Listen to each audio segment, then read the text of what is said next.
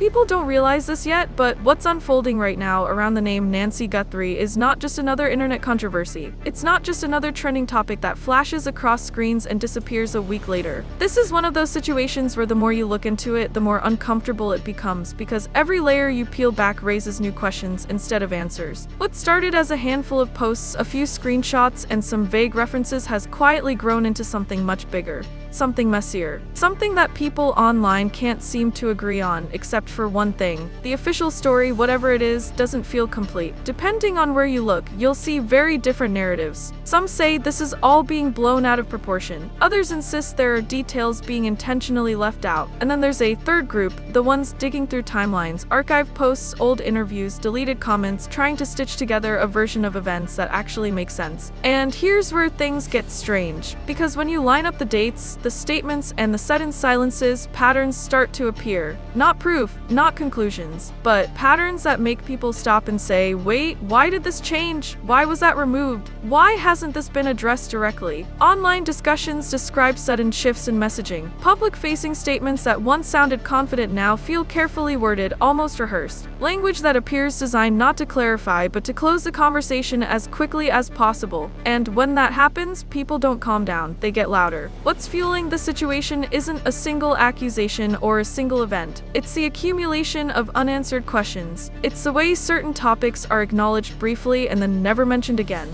It's the way some responses seem to avoid specifics, while critics point out details that never receive a direct response at all. Social media has played a massive role here. Clips circulate without context. Context is then debated, then counter clips appear, screenshots are shared, disputed, and reshared. Some accounts claim insider knowledge, others claim those insiders are unreliable, and in the middle of it all is a growing sense that the public is being asked to accept a simplified version of something that may not be simple at all. People online keep asking the same question in different ways. If everything is straightforward, why does it feel so tightly controlled? There are also claims, emphasized repeatedly as claims, that certain conversations were redirected behind closed doors, that concerns were raised privately before they ever appeared publicly, that decisions were made quietly, long before anyone watching from the outside knew there was even an issue. Again, none of this proves wrongdoing, but it does explain why the story refuses to die, because stories only linger when they feel unresolved. What's particularly unsettling to many observers is the timing. Moments when attention suddenly spikes, followed by long stretches of silence. Moments when statements are released just as speculation reaches a peak. Moments when online discussion is framed as misinformation, but without clear clarification of which parts are incorrect and which parts are simply inconvenient. And then there's the emotional divide this has created. Supporters argue that the situation has been unfairly magnified, that speculation has crossed into harassment, and that people are projecting narratives that don't exist. Critics argue the opposite, that criticism is being dismissed too easily, that legitimate questions are being lumped together with bad faith attacks to avoid engagement altogether. Both sides claim they want the truth, but they don't agree on what the truth looks like. Some viewers point out inconsistencies between earlier public messaging and more recent explanations. Others focus on what isn't said at all. The absence of detail becomes a detail in itself. The refusal to address specific claims becomes part of the controversy. And once that happens, trust starts to erode, not because of confirmed facts, but because of perception. Perception is powerful. It fills gaps when information doesn't. That's why this case keeps circulating. Why commentary videos keep popping up. Why threads grow longer instead of shorter. Because every attempt to shut the conversation down seems to breathe more life into it. At this stage, what people are reacting to isn't just the claims. It's the management of the situation, the optics, the sense that something is being handled carefully, maybe too carefully, in a way that feels more strategic than transparent. And whether those feelings are justified or not, they're real. Which is why this story hasn't peaked yet. It's still forming, still mutating, still being reshaped by who speaks up, who stays silent, and who decides to step away entirely. And right now, the silence is doing as much talking as any statement ever could.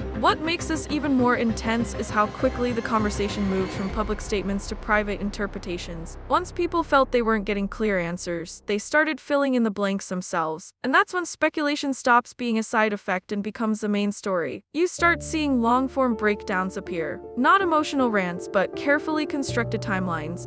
Dates highlighted, words compared, screenshots lined up next to newer statements with phrases circled, arrows drawn, pauses analyzed. People asking why certain wording changed, why some explanations became shorter instead of more detailed, why references that once seemed central suddenly vanish from the narrative. And again, none of this automatically means anything illegal or immoral happened, but it does mean the communication strategy matters, and to many watching, it feels like the strategy shifted midstream. One of the most talked about elements online is the idea of selective clarity, where some questions receive immediate responses, while others are ignored entirely, where general reassurances are offered, but specifics are treated like landmines. That kind of imbalance is exactly what keeps audiences suspicious, because it creates the impression that some truths are safer to discuss than others. There are also claims circulating that individuals close to the situation were advised to stay quiet, not silenced, advised, encouraged to avoid fueling the conversation, encouraged to let it pass. But the internet doesn't let things pass anymore. Silence doesn't neutralize a story, it amplifies it. People begin asking why certain voices disappeared. Accounts that once commented regularly suddenly go inactive. Posts that once sparked discussion are quietly removed or locked. Not erased dramatically, just gone. And when content disappears without explanation, people don't assume the best. They assume something changed behind the scenes. Another layer that keeps resurfacing is emotional inconsistency. Observers point out moments where public tone appears calm and confident, contrasted sharply with moments that feel defensive or tightly controlled. When tone fluctuates like that, audiences read into it. They always do.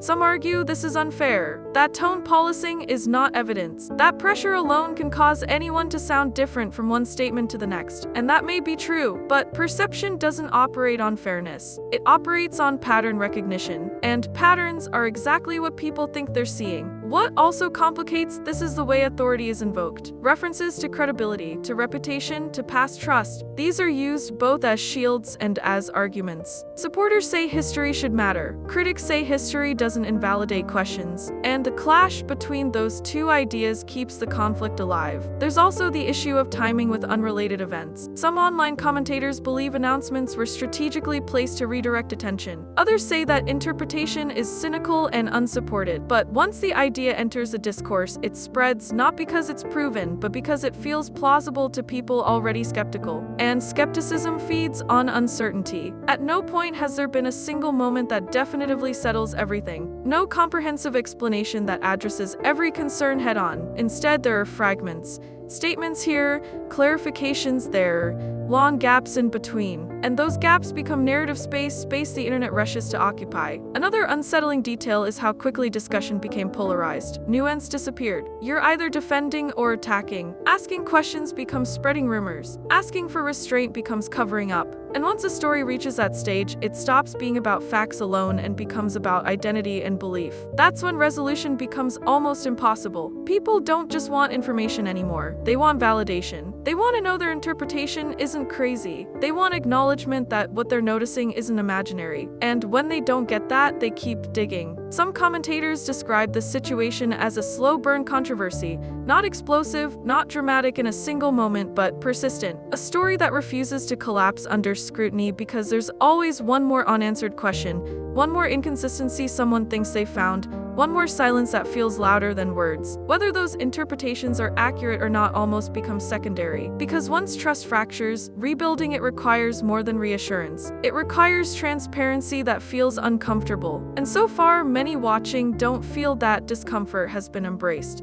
They feel it's been avoided, and that avoidance, real or perceived, is what keeps this story circulating, evolving, and refusing to fade into the background. As the discussion deepened, something else happened that shifted the tone entirely. The conversation stopped being about what people could prove and started being about what people felt was being withheld. And once a story enters that territory, logic alone can't contain it anymore. Online, you see the same phrases repeating over and over again. Why won't this be addressed directly? Why does every response feel filtered? Why does it sound like damage control instead of clarity? These aren't accusations, they're reactions. And reactions, when multiplied by thousands of voices, become momentum. What unsettles many observers is the sense that there's a parallel version of the story playing out quietly, away from public view. A version where conversations happen privately, decisions are made internally, and the public is only shown what's deemed necessary. Again, that doesn't automatically imply wrongdoing, but it does create distance. And distance creates distrust. Some people claim they've heard secondhand accounts. Others claim those accounts are exaggerated or misunderstood. Screenshots are analyzed frame by frame. Voice tones in videos are dissected. Even pauses, literal pauses, are interpreted as signs of stress or calculation. It becomes forensic, almost obsessive. And when you step back, that alone is revealing, because people don't analyze this intensely unless they feel something doesn't add up. There's also a noticeable shift in how criticism is framed. Early on, critics were described as confused or misinformed. Later, the language hardened. Critics became malicious or agenda-driven. That evolution matters because it changes the stakes. It turns disagreement into conflict. Once conflict is established, every move is interpreted through that lens. Statements meant to calm are read as evasive. Silence meant to de-escalate is read as concealment. And even neutral actions are assigned motive. At that point, intent almost doesn't matter anymore, interpretation does. Another aspect that keeps resurfacing is the role of reputation. Supporters emphasize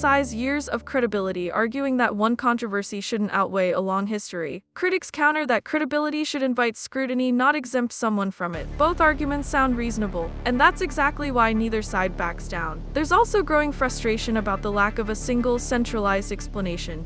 Not a summary, not a general reassurance, but a clear, detailed account that walks through concerns one by one. Many believe that without that, the conversation will never settle. Yet others argue that engaging deeply would only legitimize speculation and fuel more attacks. And that dilemma, engage and risk escalation or stay quiet and risk suspicion, sits at the heart of this entire situation. Meanwhile, new interpretations continue to surface. Someone notices an old interview and asks why it's no longer easy to find. Someone else points out a phrasing difference that seems minor but feels intentional. Another person suggests the entire controversy is being driven by bad actors looking for attention. All of these explanations coexist. None fully cancel out the others. What's clear is that the emotional temperature hasn't cooled. If anything, it's stabilized at a low burn, not explosive, but persistent. A story people keep checking on, even when there's no new information, just to see if something finally breaks the silence. And that's the most telling part, because in most online controversies, interest fades when updates stop.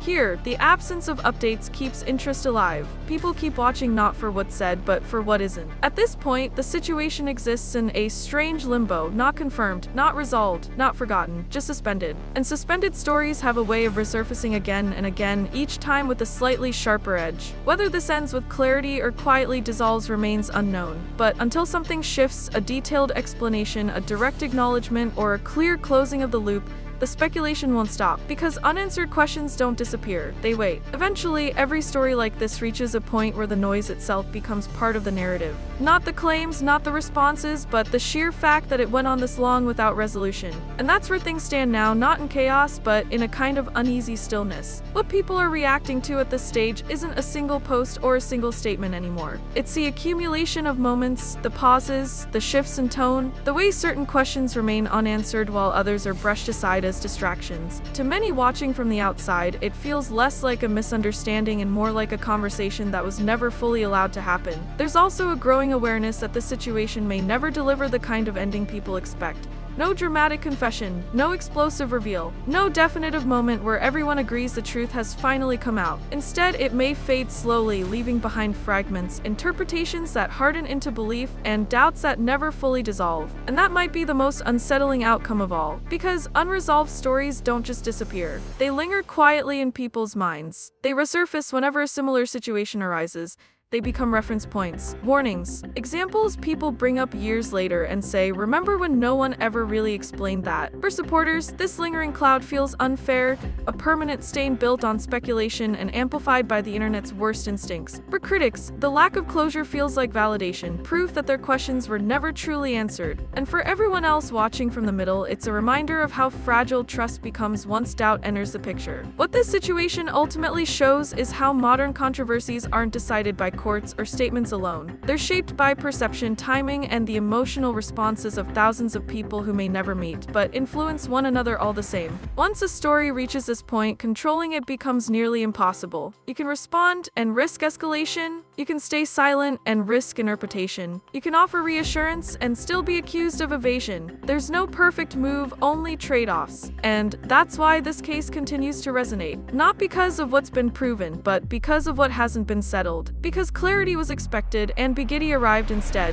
And when Bigidi takes center stage, people don't stop asking questions. They carry them forward quietly into every future discussion that even remotely resembles this one. That's how stories like this really end. Not with answers, but with echoes.